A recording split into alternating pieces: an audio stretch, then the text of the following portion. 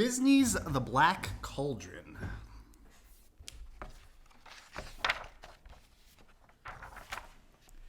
In the distant land of Pradian lived an old farmer named Dalban. He kept ducks and geese, cats and dogs, and a small blue-eyed pig called Hen Wen.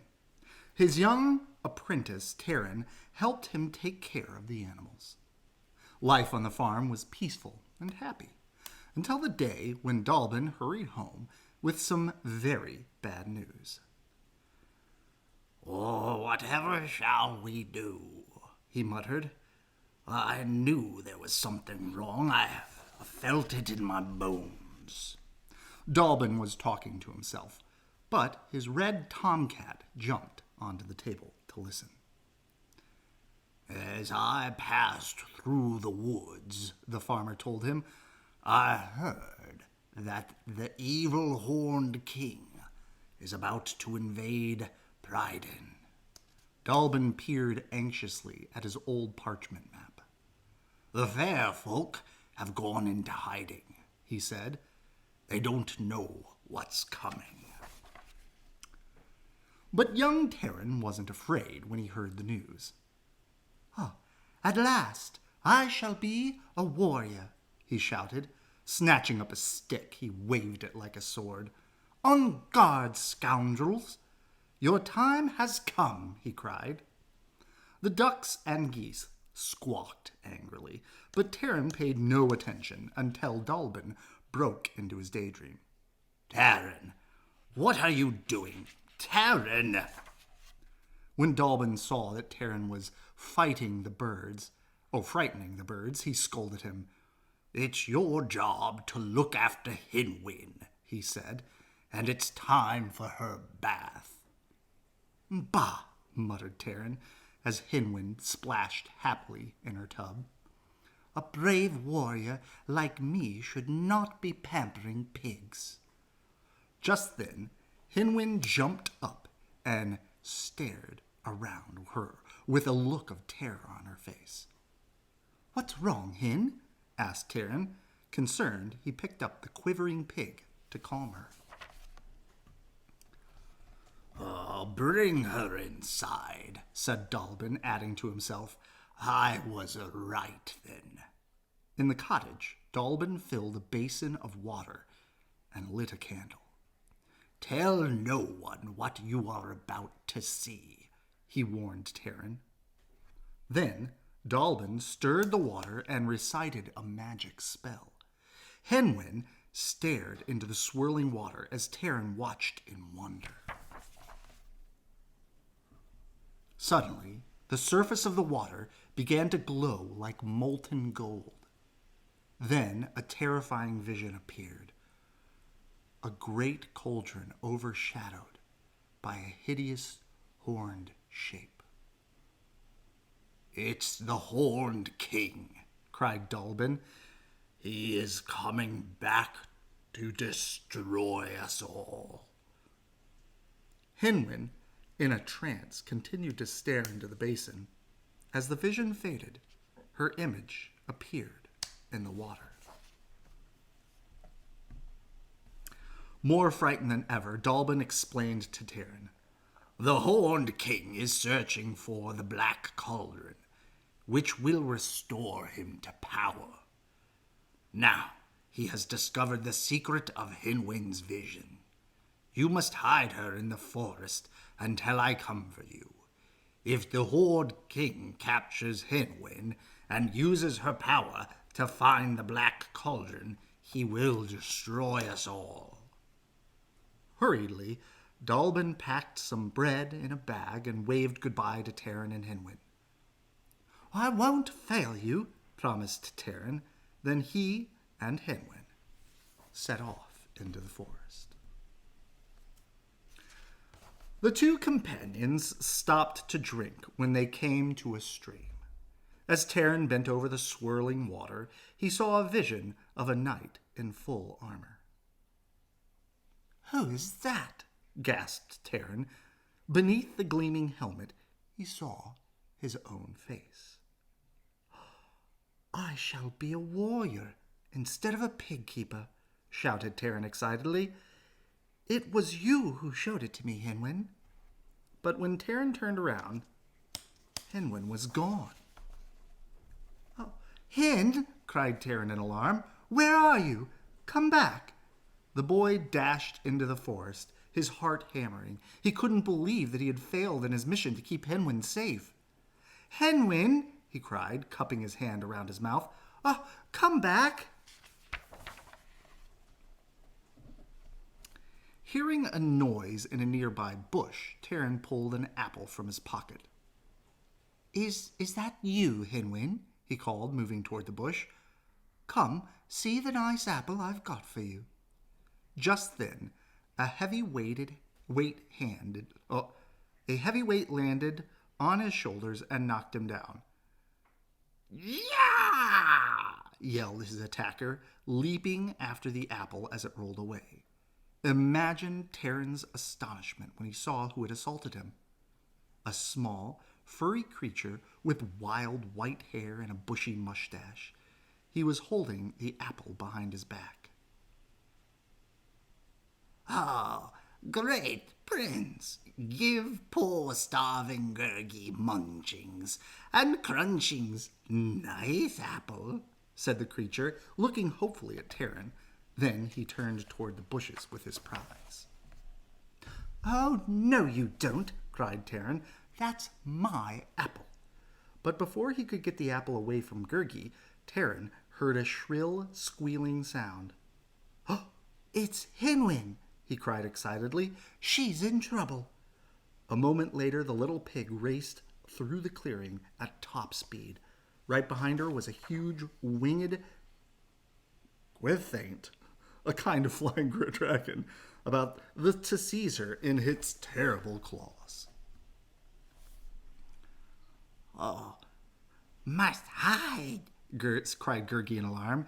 "Gwen went come from Horn King's castle. Very bad place." He dove into the bushes, but Terran ran to Hen Wen's rescue just as the gwithaint caught her in its claws. Desperately, Terran clutched the monster's tail, but it shook him off and rose into the air with the squealing Hen Wen. She was carried away to a dark, distant castle. Terran tore after the gwithaint, but by the time he reached the gloomy castle, the winged shape had disappeared into a tower. Terran took a flying leap at a vine that climbed the tower. Avoiding the vine's sharp thorns, he made his way up the steep wall. "Oh, I mustn't look down," he muttered to steady himself. But Gurgi's last word of warning still echoed in his ear. "Oh, don't go. No one comes back from the Horn King's castle." At last, trembling from the strain, Terran reached a lighted window. With one last push, he heaved himself over the sill and stared about him. Far below was a great crowd of rough-looking warriors, the Horn King's henchmen. Gathered around a crude table, they roared with cruel laughter and chanted blood-curdling threats against their enemies. Terran stood frozen with fear. Luckily for Terran, the warriors were so busy waving their swords and horn cups that they didn't notice him perched high above them. "Prayden will soon be ours," shouted one henchman. Then a green dwarf hopped onto a barrel and speared a piece of meat on the table. "Get out, creeper!" yelled another henchman, lunging at the dwarf. Suddenly, an icy wind stirred. The wall hangings, the candles flickered and went out. Everyone fell silent in fear, and a loud explosion filled the hall with smoke. Terran saw a dark shape crowned with horns standing in an archway. Henchmen, gwithaints, even the dog drew back as the menacing figure moved toward the throne at one end of the hall. "Welcome, Your Majesty," said the dwarf, busily dusting the steps of the throne. "Silence," boomed a deep, hollow voice. Where is the prisoner? The pig must be made to reveal the hiding place of the Black Cauldron. Oh, at once, your majesty, cried the dwarf, racing away to the dungeon. I must hurry, whispered Terran, plunging into a dark tunnel. He ran down a flight of stairs until he saw a light coming from Hen Wen's cell. The dwarf threatened Hen Wen with a hot coal. Oh, I warn you, it said cruelly, just as Terran burst into the dungeon. Don't! cried the boy. Smirking, Creeper dragged Terran and Hen Wen back to the great hall. There, the Horned King beckoned them toward the throne. I presume you are the keeper of this pig, demanded the king. Yes, sir, replied Terran, trembling. Then instruct her to show me the whereabouts of the Black Cauldron. A barrel of water was placed at the foot of the steps. Terran murmured to Hen Wen, I'm sorry, Hen. You've got to show him. I can't let him kill you. Terran recited the words of the magic spell, and Hen Wen began to go into a trance. A faint image of the Black Cauldron appeared in the water. Yes, screamed the Horned King, leaping from his throne. Terran was so startled that he jumped up and tipped over the barrel of water. Seizing Hen Wen in his arms, he raced from the hall. after them, cried the dwarf, and the henchman ran down the corridor in pursuit. Okay, Hen, whispered Terran, holding tightly to the frightened pig. We'll get away. Behind them, Creeper was still yelling, catch them, after them. Terran dashed through an open door and bolted it behind him. Only then did he see that they had reached a dead end. On a balcony high over the moat, Creeper and the henchman broke down the door as Terran struggled to lift Hen Wen over the parapet. Swim, Hen! The boy cried, letting her go just as Creeper grabbed his foot. The henchman seized him and dragged him off to the dungeon. Terran sat in the cobweb dungeon, brooding about his problems, until something caught his attention. A bright ball of light floated up into his gloomy prison from a hole in the floor. A beautiful girl climbed out after it. I'm Princess Elenway, said the girl, another prisoner of the Horned King. He thought my magic bauble could lead him to some old cauldron. Oh, that's why he took my pig, said Terran. I was hoping you were a warrior who could help me escape, said Elenway, disappointed. No, said Terran dejectedly. I'm just an assistant pig keeper who wanted to be a warrior. Well, come with me if you like, said the princess, stepping into the hole. Terran followed her and found himself standing on some beams above the ground. He jumped down, and the sparkling bauble led them through a dark corridor. Rats scurried past them, running from the bauble's light. They followed the light and the bauble through underground passageways and ghostly caves. Eventually, they came to an eerie cavern where the air was ice cold. A burial chamber, said Elenway, shivering. Before them stood a high stone tomb where the carved image of a fallen king rested. Cautiously, Terran approached the cobweb figure and saw something glinting in the darkness. Breathless, he lifted a magnificent sword from the tomb. Suddenly, a strange noise made him jump. Is that a voice? Whispered Elenway. Peering into another underground cell, Terran and Elenway were shocked to see a man tied up there. He was calling to one of the henchmen. But you don't realize who I am. There's some mistake. I'm Fluender, Flam, minstrel of minstrels, Baldir into the grandest courts. The henchman paid no attention and passed by. Taryn and Ellenway slipped into Fluter's cell. "Shh," cautioned Taryn as he untied the minstrel. "We'll soon have you out of here." The three companions stole into the corridor, about to make their escape, when they heard cries of alarm and the clang of weapons. "They know we're missing," cried Ellenway. The henchmen were closing in on them. "Get behind me," ordered Taryn. "I have the sword." Just then, a brutal henchman wielding an axe emerged from the darkness and lunged at Taryn. The boy raised the sword to fend off the blow, and the axe fell to pieces in a burst of light. "The sword is magic!" cried Taryn. Taryn, Ellenway, and Fluter ran down a passage and up a stair, with the henchmen close behind them. Through a door and around a corner, they found themselves at the drawbridge. "Run!" cried Taryn. He stopped and swung at the drawbridge chain with his magic sword. The chain broke and the gate fell, just as the three companions dashed under it. At last, Taryn, Elway, and Fluter stopped to rest. They had broken out of the Horn King's castle and escaped from the clutches of his henchmen. Now they sat by a river in a forest glade, making plans. Taryn told his companions about Hen Wen, while Ellenway mended a rip in Fluter's pants, and Fluter made up a song about their adventures. Suddenly, they heard rustling in the woods nearby. A furry white head popped out of the tree's roots. "It's Gurgi," said Taryn with delight.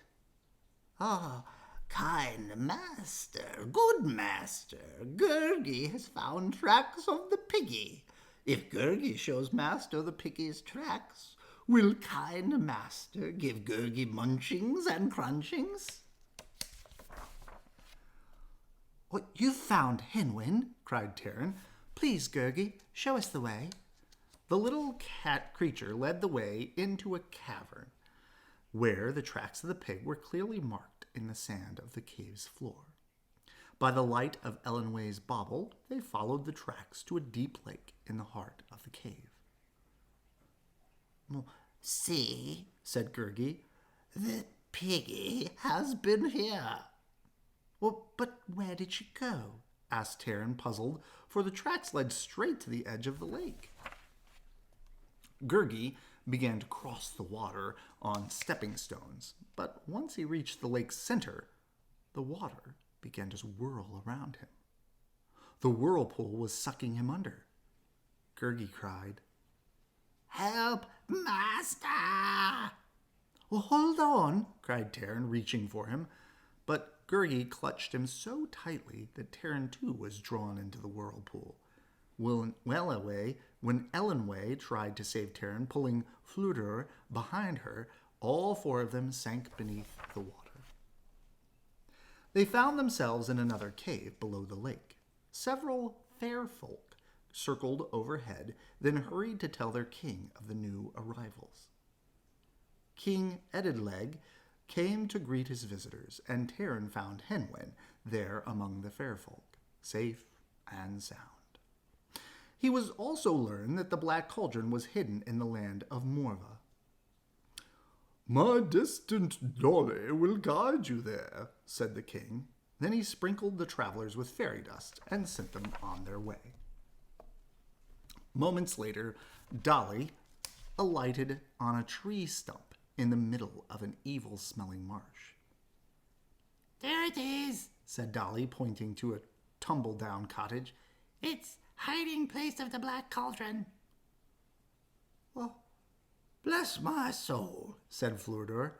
"What are with all those frogs doing here?" "Well, those aren't frogs, they're people," said Dolly. He explained that the three witches who lived in the cottage had changed their victims into frogs. Then he wished them luck and started home. "I do not like this place," muttered Gurgi. "Well, let's hope no one's home," said Taryn, pushing open the creaky cottage door. Inside the dark cottage, unseen eyes watched from a high shelf as the four companions searched for the black cauldron. Suddenly, there was a great explosion. A mountain of cauldrons appeared before them. In the smoke, they made out fearful forms of three witches, Olgak, Ordu, and Orwen. "You evil people," shrieked Ordu, "you shall be turned into frogs and eaten." "Oh, nice to meet you, ladies," said Flordor. "Goodbye now." But as he turned to flee, Orwen grabbed his cape and pulled him closer. "Oh, my," she said admiringly. "Aren't you handsome? And what a lovely harp. Don't you find me irresistible?" Flordor stammered, Yes. Oh, well, of course. Most attractive." As he tried to back away, Orwen's sister Olgark snapped. "Enough of this lovesick nonsense." Olgark pointed at Flordor, and a sharp zap of electricity cackled through the room. Instantly, Flordor disappeared. In a place was a frog, trapped in the bodice of Orwen's dress. "Great Balin!" croaked Flordor. "Oh, enough!" shouted Terran, waving his sword. "We've come for the black cauldron. Give it to us." Startled, Orwen dropped the frog, and Flordor appeared crouched on the floor. The three witches stared at Terran and his magic sword in amazement. Then Ordu asked shyly, "What will you give us in exchange for the cauldron?" I'll give you my dearest possession," answered Terran. "My sword." "No, Terran," cried Elnway, but the boy paid no attention. "Agreed," said Ordu. "We have made a bargain." In a flash of light, the sword vanished from Terran's hand, and the cottage itself disappeared. The travelers found themselves lying face down on the ground. An earthquake rumbled around them, and the black cauldron appeared, pushing up from beneath the ground. Terran rose, picked up a black tree limb, and lunged at the cauldron. The witches laughed mockingly above. "Ha ha ha! The black cauldron can never be destroyed," called Ordu. "Only its evil powers can be stopped." But how?" asked Terran. The witcher's answer chilled his blood. "Someone must climb into it of his own free will, never to return alive."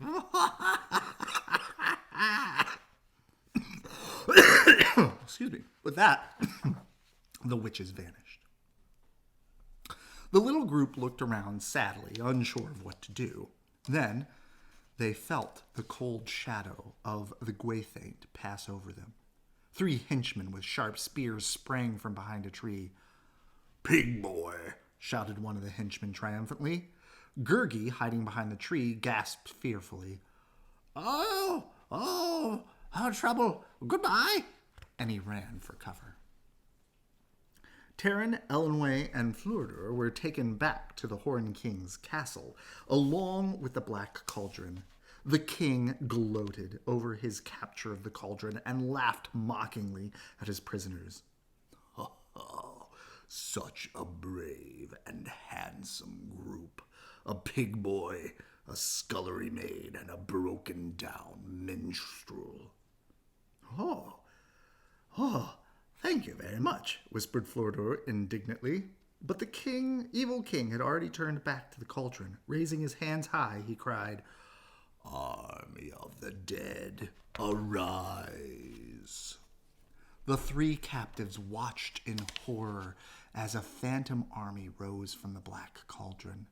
Ghoulish skeletons armed with axes and swords marched through the smoke in ever-growing numbers. Creeper the dwarf cheered the advance of the terrible army. But even the henchmen fled before the cauldron born.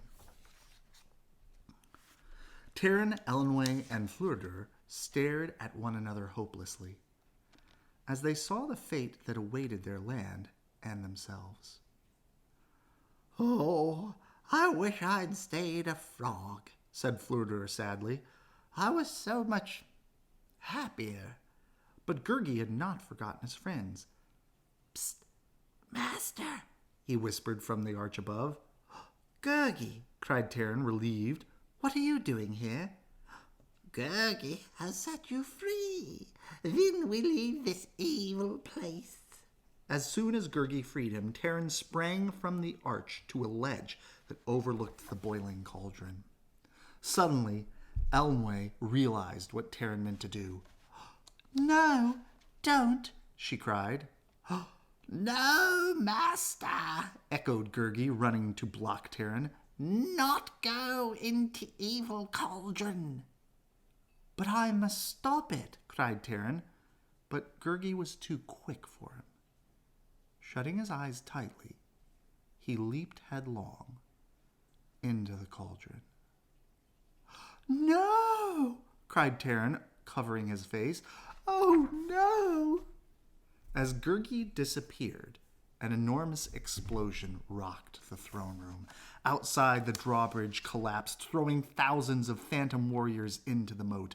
All over the castle, the cauldron-born disintegrated into heaps of bones. Last of all, screaming his fury, the Horned King was sucked into the black cauldron. "My power cannot die," he shrieked and vanished from the earth. "Run for your lives!" shouted Terran. Fleeing through the dark corridors, the three companions saw the floor open up to swallow both henchmen and Gwenthates as they tried to escape. Deep under the earth, at the castle's water gate, they found a small boat. They leaped aboard, and Fleur pulled them to safety, even as the Horned King's castle crumbled to ruin. The travelers left the boat with heavy hearts, thinking of their brave friend Gurgi. Looking back, they saw the black cauldron floating on the water. The witches appeared in the clouds above it. "Ha ha! Now that cauldron, no use to you. We'll just take it and be on our way," said Ordu. "Not so fast," Fleur replied. "What do you offer in return?" The magic sword," said Olgok.